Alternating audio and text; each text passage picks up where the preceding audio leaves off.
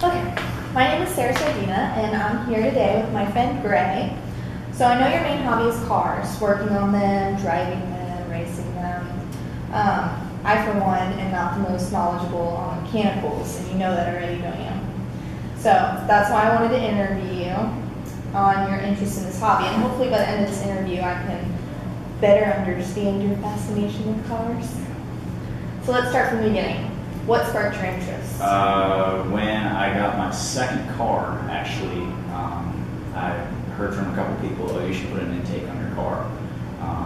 So I started with the intake, and then one thing led to another, and it just snowballed after that.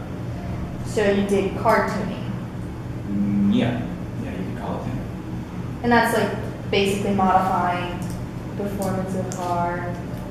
Yeah, you change a lot of the aspects about how the car handles and how it drives and basically how it behaves when you put it in a racing environment. Gotcha. So, I run a car. I'm going to show you what I can do with it. I've got it. Okay. So, if you had this car, what do you do? Well, let's see. What I would do to this, since it is not a giant, big car, something like I drive on the road, I can do a lot more with it. It's a lot more dangerous, if you will. For this, battery operated, I take it out, basically modify the power plant, make it go faster, cut weight off of it, just make it better. Make it better. Yes. Okay, so I know your dad owns a transmission shop. Besides wrecking your car, do you think that had anything to do with you getting into cars, or do you think anything would have been different, I guess, if you didn't have that background? Had I not had my father with the transmission shop, he would not have had the ability to get me another car in the same manner that he did. So it's kind of an indirect way of getting me into the car tuning scene, if you will. It wasn't I'd go out to his shop every day and go hang around on the bays and work on the cars with the guys. It was just the means with which I got the vehicle to get into it. Okay, and so you started just hanging around, doing stuff around the shop, and then you liked it? No, it was actually me getting into the internet, actually.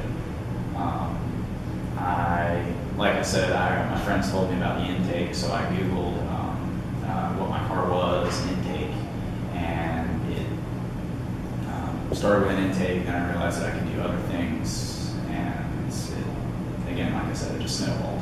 Gotcha. Well, I can go on the internet and type in, how do I change a light bulb in my car? Yeah. And I can give an answer, and Right. I know that it's probably going to be the right answer. But, I mean, when you get into more in-depth situations, how do you know they're giving you the right answer and they're not, somebody's not going to throw out false information and you're going to do something wrong? Generally on these forums that I browse, there's senior members, if you will, people that have a very high amount of knowledge in there, like they've built cars before, they've broken engines apart, rebuilt them better, stronger, stuff like that. So they know what they're doing, and there's a community behind those people as well. People know little things about other small entities. Right. So you combine all of that knowledge, it culminates into one solid piece of information you can draw from. Any of the faulty information will get pulled out, and people say, no, that's wrong, you should do it this way. So through trial and error, somebody's saying, oh, hey, here's how I did this. Some of the senior members will come back and say, no, you should have done it this way, you need to go back and fix it to make sure you don't mess something up. So you think if somebody puts something wrong on there, it basically ruins their reputation as a forum, people won't go on there anymore?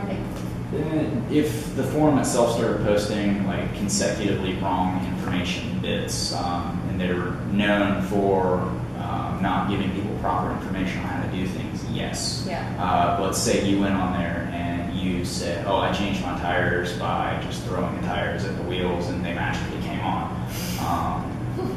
You wouldn't be ruined with, what was the word you used, reputation? Your reputation wouldn't be ruined per se, but people wouldn't take what you said as weighted, Right. if you will, until you've proven that you're capable Okay. of providing good information.